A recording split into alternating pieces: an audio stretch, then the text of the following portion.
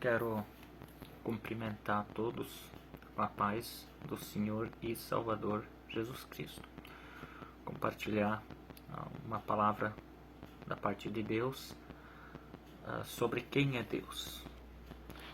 Você pode muitas vezes se perguntar: quem é Deus? E Deus pode ser descrito de várias formas diferentes. Então, muitas vezes você se questiona quem é Deus e você fala: Deus é amor, Deus é misericórdia. Então, a definição de Deus, ela varia, mas é necessário para que Deus seja Deus, né? Então, há vários pontos isso por dentro da Bíblia, especificando para nós entendermos quem realmente é Deus, quem realmente é o nosso Deus que criou nós, que criou o mundo, que criou tudo o que há no mundo. Então, para a gente entender um pouco quem é o nosso Deus, a qual Deus nós servimos. Então, em primeiro lugar, a gente quer falar sobre quem é Deus. Deus é autoridade. Então, o primeiro ponto que nós vamos procurar aqui, que nós vamos debater aqui, é em Gênesis, capítulo 1, verso 3.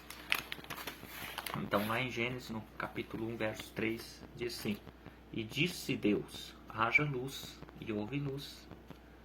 Que autoridade é essa? Né? Deus olhou, estava tudo escuro, e disse: haja luz, e houve luz. Então, ali já prova que Deus é autoridade. Ponto.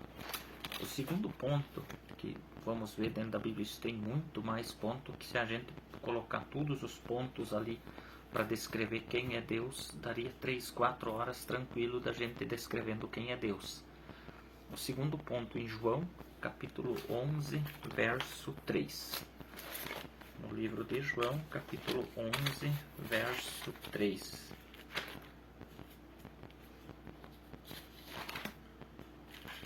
Para a gente entender aí.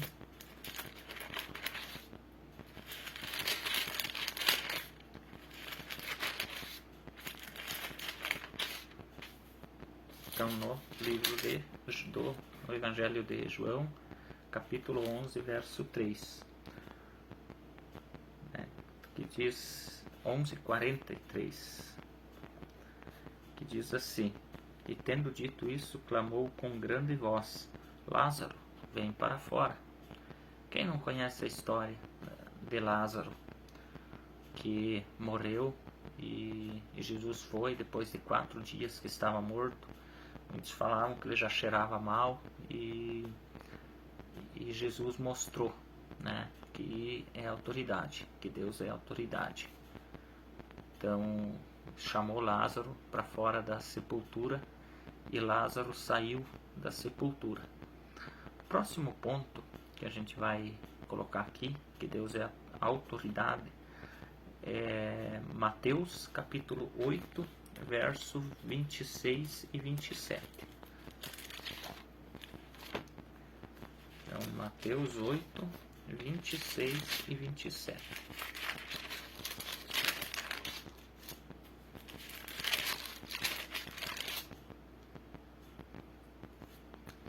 Que diz assim: E ele disse: Por que temeis, homens de pequena fé? Então, levantando-se, repreendeu os ventos e o mar, e seguiu-se uma grande bonança. E aqueles homens se maravilharam, dizendo: Que homem é este, que até os ventos e o mar lhe obedecem? Que autoridade que é o nosso Deus, né? Ordenou o mar, ordenou o vento, e na hora se acalmou. Isso é um Deus que é autoridade. Então, é um Deus que é autoridade sobre nós também. Nós devemos obediência a esse Deus. Nós devemos ser submissos à autoridade desse Deus. Se a gente quer ter uma vida bem-sucedida, se a gente quer ter uma vida feliz, a gente precisa se submeter à autoridade desse Deus. Amém? O próximo ponto para nós descrever Deus, ele é misericórdia. A parte da misericórdia Eu podia colocar vários pontos também, mas vai estender demais o vídeo. Então vamos colocar um ponto específico, né, que é no livro de Lucas, capítulo 23, verso 43, que diz assim: E disse-lhe Jesus: Em verdade te digo que hoje estarás comigo no paraíso. Jesus lá na cruz, os dois malfeitores crucificados com ele, um blasfemava de Jesus e o outro, arrependido, chegou e repreendeu o outro malfeitor e falou para Jesus, né? Lembra-te de mim quando chegares, né, no paraíso. E Jesus falou, né? Ainda hoje estarás comigo no paraíso. Então, um claro sinal de misericórdia, né? Porque foi um arrependimento já nos últimos suspiros, né? Já com a pena de morte decretada. Então, ali na cruz do Calvário, né? Jesus pendurado naquela cruz, aquele malfeitor pregado naquela cruz, ele lembrou de tudo o mal que tinha feito durante a vida, tudo que ele já tinha feito de errado, né? Uma vida dele que era só pecado, mas ali, quando ele estava ao lado de Jesus, ele entendeu que ele precisava do perdão de Jesus para poder estar no reino dos céus a partir do momento que ele fosse deixar essa vida. E ele não pediu para ninguém mais, né, do que para o próprio Jesus, né? Para Jesus lembrar dele quando entrasse no reino dele. E Jesus, misericordioso, perdoou os pecados dele e falou: ainda hoje estarás comigo no paraíso, né? Que parte linda, né, da história, que tem muitas partes tristes também, né, na história da Bíblia, mas essa aí foi uma parte, mesmo em meio à tristeza que se gerou ali pela morte de Jesus, pela crucificação de Jesus, né? Foi um ato muito lindo, foi muito lindo o que aconteceu ali, o arrependimento de um pecador, e com certeza o céu entrou em festa, né? O céu esteve em festa pela vida desse pecador que se arrependeu. Então, o próximo que a gente vai colocar é que Deus é conselheiro. A Bíblia, em vários, de Gênesis até o Novo Testamento, encontramos vários versículos ali que nos mostra que Deus é conselheiro. E por que Deus é conselheiro? Porque Ele quer nos aconselhar, Ele quer o melhor para nós. Ele quer que nós seguimos os seus conselhos, né? Deus é conselheiro, né? Conselheiro, Pai da eternidade, porque é um Deus eterno. Ele é o príncipe da paz, porque Ele quer a paz para nós, né? Ele quer que nós vivamos em paz, que nós tenhamos paz. E muitas vezes a gente não tem paz por causa dos nossos próprios erros, né? Mas Deus é um Deus conselheiro, sim. Deus é conselheiro também. Então vamos lá em Êxodo 20, do 2 ao 17. Êxodo 20, do 2 ao 17. Vamos ver o que diz ali em Êxodo 20, do 2 ao 17. O que Deus aconselha, né?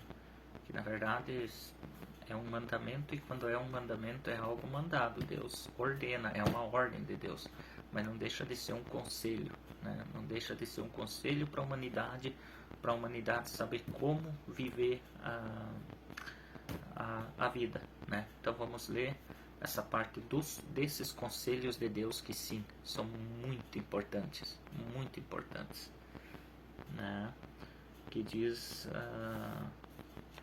assim: eu sou o Senhor teu Deus, que te tirei da terra do Egito, da casa da servidão.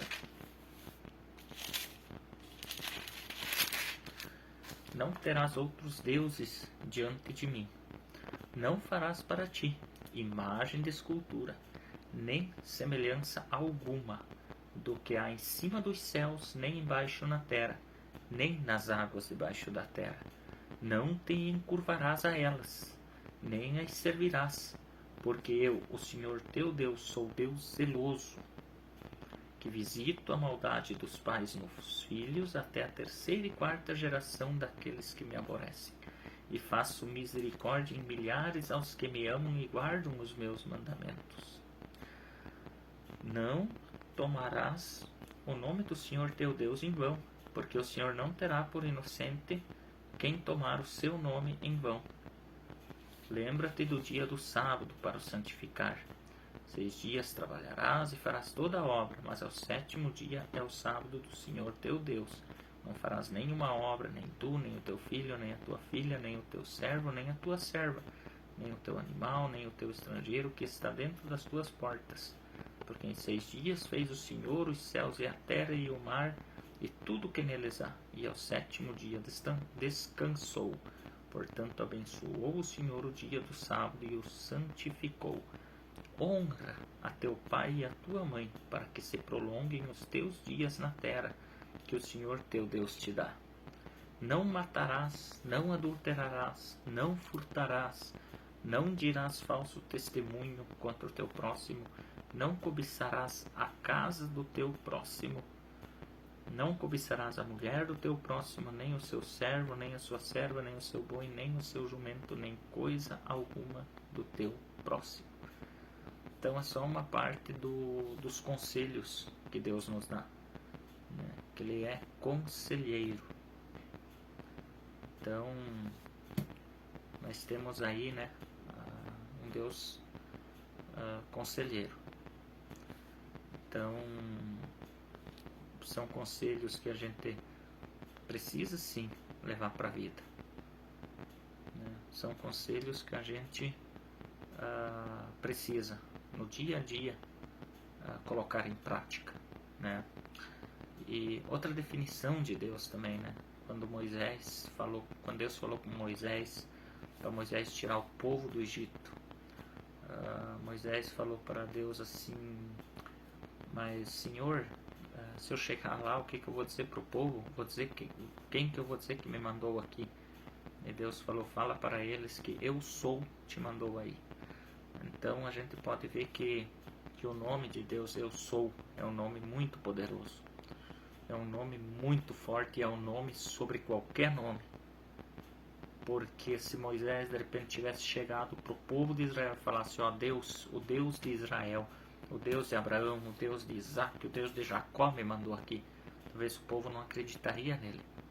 Mas quando Moisés falou para eles: eu sou me mandou aqui, o povo acreditou na hora. Então vocês veem o poder que tem nesse nome, né? Então Deus é Deus, sempre foi Deus e sempre será Deus. Então o próximo, Deus é compaixão. Lucas 7:13. Vamos lá no livro de Lucas 7:13.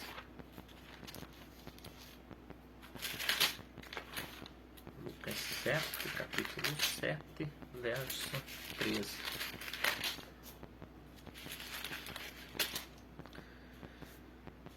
Que diz assim: e vendo-a, o Senhor moveu-se de íntima compaixão por ela e disse-lhe: não chores. Então Deus é compaixão.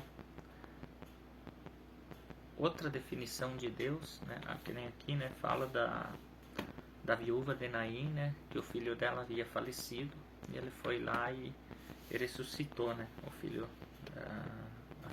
filho da viúva de Naim, né? Então antes dele ressuscitar, ele olhou para ela, né, e falou isso, né, porque aí quando ele olhou para ela e viu o estado dela e o estado daquela mãe, que era ainda a última coisa que ela tinha, era o seu filho, porque o seu marido já tinha falecido. Quando ele olhou para ela, viu o estado dela, quando ele viu o estado de espírito dela, ele se moveu de íntima compaixão. Então, eu não lembro de em alguma outra parte da Bíblia descrever, né, de uma forma assim de dizer que o Senhor se moveu de íntima compaixão. Então, Ele é compaixão. Deus é vida. Vida e vida em abundância, né? Ele é vida, vida eterna. Lucas 7, do 14 ao 15. E chegando-se, tocou o esquife, e os que o levavam pararam. E disse: Jovem, eu te digo, levanta-te. E o defunto assentou-se e começou a falar, e entregou-o à sua mãe. Essa é na mesma passagem anterior, né, do filho da viúva de Naim. Mas quem mais, além de quem é a vida, pode ter uma autoridade dessas, né? Pode chegar e falar. E isso também inclui que ele é vida e autoridade, como foi falado no começo desse vídeo. Então, quem que não é vida que consegue realizar um milagre dessa proporção? Só quem é o dono da vida, só quem é a vida, para realizar um milagre desse tamanho, dessa proporção, né? E no outro é João, no capítulo 11, os versos 25, 26 e 44. João 11.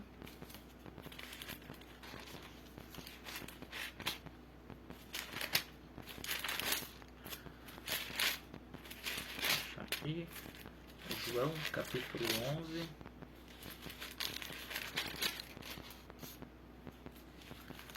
(25, 26 e 44). E chegando, acha-a varrida e adornada. Não é João? João 11, quem estava lendo Lucas. É João, do 11 ao 15. João 11, 25, 26. Não é o 15, é o 25. João 11, 25, 26. Que diz assim: Disse-lhe Jesus: Eu sou a ressurreição e a vida. Quem crê em mim, ainda que esteja morto, viverá. E todo aquele que vive e crê em mim nunca morrerá. Crês tu nisso? Crês tu nisso, meu irmão? Que Jesus é a ressurreição e a vida? Então Jesus é vida e Jesus é ressurreição. Então, aproveitando, né? Então, ele é tanto a ressurreição como a vida. Então, nós não temos o que temer. O dia de amanhã nós não devemos temer a morte, porque a morte ela vai vir para cada um de nós, mas a morte física e a morte espiritual depende de nós. Se nós aceitar Jesus como o único e suficiente Salvador e fizer a vontade de Deus, né, nós teremos vida e a teremos em abundância, né? Porque Jesus é a ressurreição e a vida. Então nós teremos a ressurreição e nós teremos a vida. No 44, e o defunto saiu, tendo as mãos e os pés ligados com faixas e o seu rosto envolto num lenço. Disse-lhes Jesus: Desligai-o e deixa-o ir.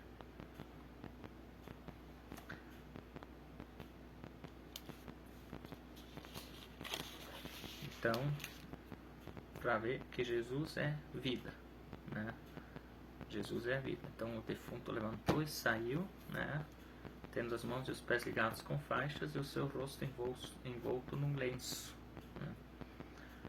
Então, para provar que Jesus é a ressurreição e Jesus é a vida. Então a palavra de Jesus tem poder, né?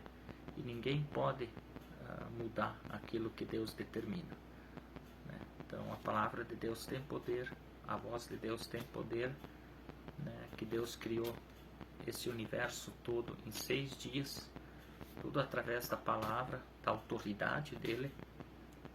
Então, por que a gente muitas vezes ainda duvida, né? Eu não tenho nem o que duvidar desse Deus tão grande e maravilhoso, esse Deus que é o nosso Deus. Deus também é sentimento. João 11, 35. Então vamos ver o que diz. Jesus chorou. Eu acredito que seja o versículo mais curto da Bíblia. Mas ali mostra que Jesus também tem sentimento. Porque só chora quem tem sentimento. E Jesus chorou. Jesus chorou, né, e da morte de Lázaro, né? Então, quando Lázaro morreu, mesmo Jesus sabendo que através da palavra dele Lázaro ressuscitaria, ele chorou. Então, chorou para mostrar que ele também é sentimento. Deus é amor. Sim, falamos que ele é autoridade, mas Deus também é amor. Então, vamos lá? 1 João 4, o 8, 20 e o 21.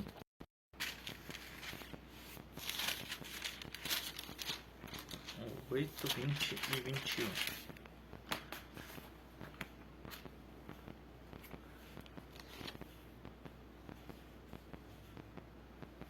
Aquele que não ama não conhece a Deus, porque Deus é amor.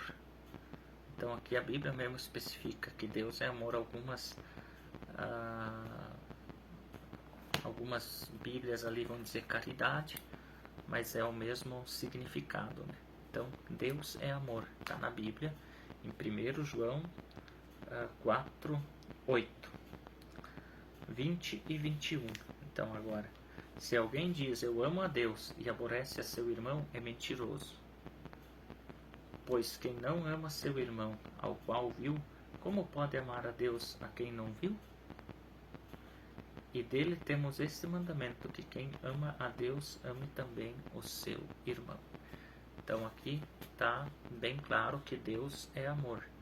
E se nós não amamos o nosso próximo, o que nós parecemos com Deus, né? Porque Deus ama o pecador. Deus não ama o pecado, mas Deus ama o pecador. E ama de tal forma que mandou seu Filho Jesus para morrer por nós. Aí, ainda no livro de 1 João, né? O capítulo 4, no verso 10, que diz assim: não está o amor, não em que nós tenhamos amado a Deus, mas em que Ele nos amou e enviou seu Filho para propiciação pelos nossos pecados. Então foi o que a gente comentou agora, né? Que Deus amou nós, amou o pecador de tal forma que mandou Jesus para morrer por nós pecadores, né? Então Deus ama o pecador, Deus não ama o pecado, mas o pecador Deus ama. Aí, ainda no livro de 1 João, capítulo 4, verso 15 e 16. Qualquer que confessar que Jesus é o Filho de Deus, Deus está nele e ele em Deus. E nós conhecemos e cremos no amor que Deus nos tem. Deus é amor, e quem está em amor está em Deus, e Deus nele. Então, mais uma vez falando que Deus é amor. Então, Deus é amor. E no próximo livro que a gente vai ler, o próximo versículo, no livro de Salmos 86, verso 15. O livro de Salmos 86, 15. Mas tu, Senhor, és um Deus cheio de amor e piedoso e sofredor, e grande em benignidade e em verdade. Então, mais uma vez, né, falando que Deus é um Deus cheio de compaixão, piedoso, né, um Deus cheio de amor. Então, Deus é amor. Então, muitas vezes, né, a pessoa está ali e inclusive fazendo coisas erradas, ou às vezes chama atenção por alguma coisa, né, que a pessoa está fazendo fora dos princípios bíblicos, né, que está por fora da Bíblia, um pecado, né, que a pessoa esteja cometendo, e às vezes chama atenção, às vezes fala, né, sobre o que a Bíblia fala a respeito. A pessoa vai dizer: ah, mas Deus é amor. Sim, Deus é amor, mas vamos ver o que mais Deus é. Deus é justiça também. Então, Salmos 11, capítulo 11, verso 7. Salmos 11, verso 7, que diz assim: porque o Senhor é justo e ama a justiça, o seu rosto está voltado para os retos. Então, o rosto de Deus está voltado para os retos. Deus é justiça. Deus é um Deus justo. E Deus não compactua com o pecado. Então nós temos que procurar levar cada dia mais uma vida santa, cada dia mais uma vida na presença de Deus, né? Para que a gente possa fazer a vontade de Deus, né? Então, para que a gente possa estar cada vez mais próximo de Deus, né? Desse nosso Pai de amor, mas que nós vimos aqui que também é justiça. Outro lugar que fala que Deus é justiça, Romanos 3, 26. Vou procurar aqui, Romanos 3, 26. Para demonstração da sua justiça nesse tempo presente, para que ele seja justo e justificador daquele que tem fé em Jesus. Então, aqui a Bíblia fala de novo, né, que Deus é justiça. Então, por mais que tente justificar o teu pecado, nós justificar o nosso pecado, dizer, Deus entende porque Deus é amor. Não. O pecado Deus não entende. O pecado, né, Deus não compactua com o pecado. Mesmo que esse pecado às vezes nos faça feliz, nos traga aquela alegria, que é a alegria passageira, né? Então assim, Deus não compactua com o pecado. Então Deus é amor sim, mas também é justiça. Sofonias 3, capítulo 3, verso 5. Vamos ver o que diz lá em Sofonias, então, capítulo 3, verso 5, sobre quem é Deus, né? Que Deus é justiça. Aí, Sofonias 3, 5. O Senhor é justo no meio dela. Ele não comete iniquidade. Cada manhã traz o seu juízo à luz. Nunca falta, mas o perverso não conhece a vergonha. Então ali fala que Deus é um Deus justo, né? E que cada manhã traz o juízo de Deus à luz, né? Que forte, né? Essa palavra. Todo dia traz, né, a justiça de Deus à luz. Então Deus é justiça. Deus é justiça. Romanos 1, 17. Vamos lá então, em Romanos 1, 17. Vamos ver o que diz lá em Romanos 1, 17. Romanos 1, 17. Porque nele se descobre a justiça de Deus de fé em fé. Como está escrito, mas o justo viverá da fé. Então, porque nele se descobre a justiça de Deus de fé em fé. Então, Deus é justiça, Deus é amor, Deus é misericórdia, como nós já vimos, Deus é compaixão, né? Deus é sentimento. E esse sentimento também pode variar, né, de acordo com o nosso estilo de vida aqui na Terra, né, para a qual Deus nos colocou aqui. Então, mas Deus também é justiça. E Salmos 7, do 11 ao 13. Salmos 7, do 11 ao 13. Salmos 7, do 11 ao 13. 11, 12, 13, vamos lá. Deus é um juiz justo, um Deus que se ira todos os dias. E, né, meus irmãos, não tem como Deus não se irá diante de tudo que a gente vê que está acontecendo com a humanidade, né? Então é um Deus que realmente se ira todos os dias, mas ele é um juiz justo. Se o homem se não converter, Deus afiará sua espada,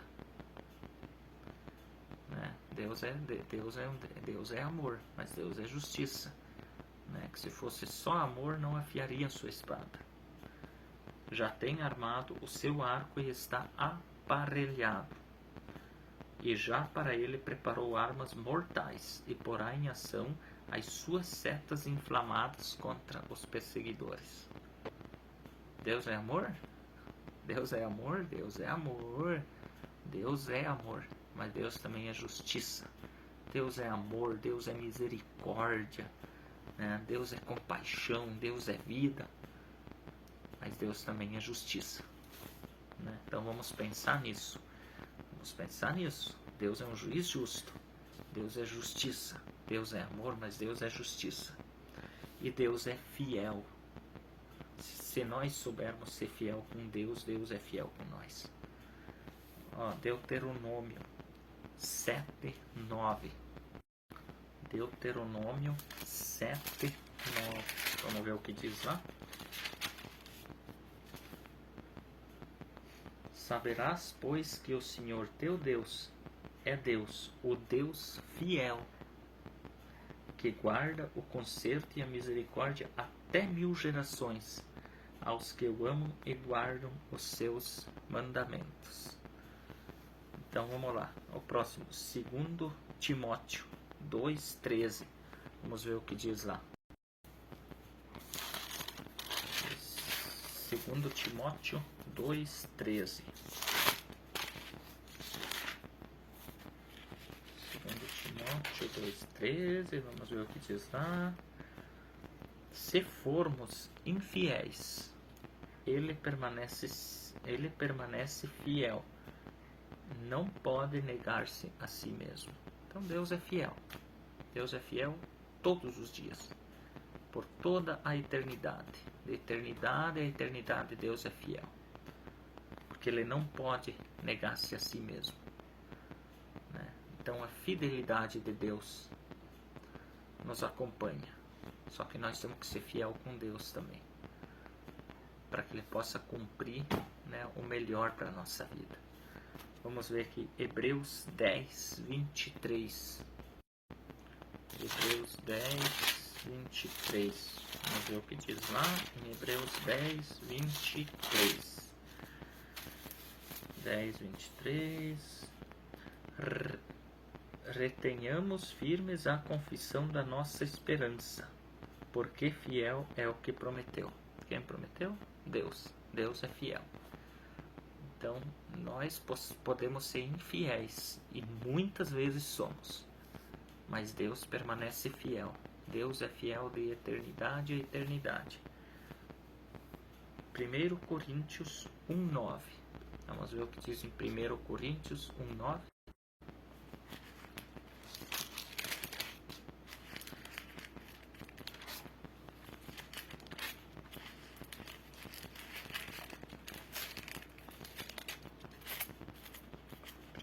Coríntios 1:9.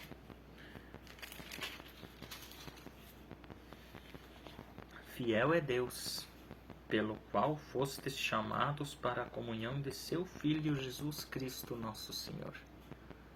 Então, mais uma vez, a Bíblia colocando de uma forma absolutamente clara que fiel é Deus, que Deus é fiel. Deus é fiel. Então, isso nós temos que levar para a vida todos os dias, pensar nisso, que Deus é fiel em tudo que Ele prometeu, tudo que Ele planejou. Deus é fiel.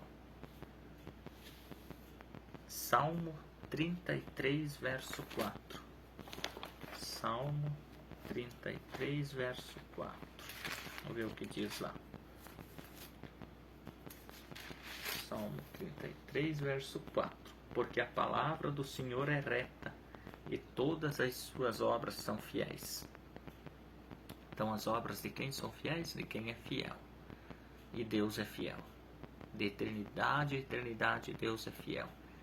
Deus é amor, Deus é justiça, Deus é misericórdia, Deus é compaixão, Deus é vida, Deus é autoridade, Deus é sentimento, né? De eternidade a eternidade. Salmo 111, do 7 ao 8. Salmo do 111, do 7 ao 8. Vamos ver o que diz aí. As obras das suas mãos são verdade e juízo, fiéis todos os seus mandamentos. Permanecem firmes para todo sempre, são feitos em verdade e retidão. Então, mais uma vez, a Bíblia, né, explicando que as obras das suas mãos são verdade e juízo, fiéis todos os seus mandamentos. Os mandamentos de quem são fiéis? De quem é fiel. Só de quem é fiel, né? O nosso Deus Jeová, o nosso Deus, o Deus dos exércitos, o Deus de Abraão, o Deus de Isaac, o Deus de Jacó.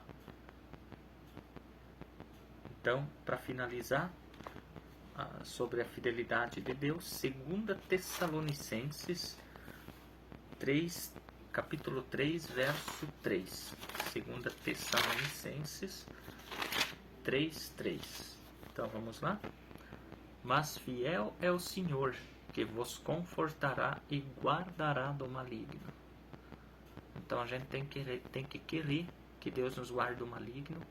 Nós não podemos ceder às tentações do maligno, que Deus nos guarda do maligno. Nós temos que fazer a nossa parte aqui, que a parte de Deus, Deus faz. Deus é fiel para cumprir tudo que Ele prometeu. Então, é só um básico para a gente mais ou menos entender quem é Deus, quem é o nosso Criador, quem é o Deus que nos fez, que nos criou. Então vamos servir firme esse Deus, vamos ir com obediência, né, à palavra desse Deus. Vamos dar ouvidos à palavra de Deus e vamos fazer o que Deus tem para nós, o que Deus planejou para nós. Que a fidelidade dele sempre está com ele. Ele sempre é fiel. Nós que somos infiéis, mas a fidelidade de Deus, ela permanece para sempre, porque Deus não pode negar-se a si mesmo. Amém? Que tenham todos, né, uma semana abençoada, uma vida abençoada por Deus, né? Que o grande amor de Deus esteja com todos, né? Que o Espírito Santo possa todos os dias nos guiar, nos orientar, para que a gente possa viver em obediência, né? Para que a gente também possa ser fiel a Deus, né? E que quando vier a justiça de Deus sobre nós, seja para julgar os nossos bons atos aqui na terra, as nossas boas ações aqui na terra, né? Que tudo que nós fizer pelo Senhor, né? Que Ele possa julgar, mas julgar nós de uma forma positiva, né? Um julgamento que nos leva para a salvação. Deus é amor, Deus é justiça e Deus é fiel. Então vamos ser fiéis a esse Deus maravilhoso, né? Amém? Então que todos tenham aí uma vida abençoada em nome de Jesus.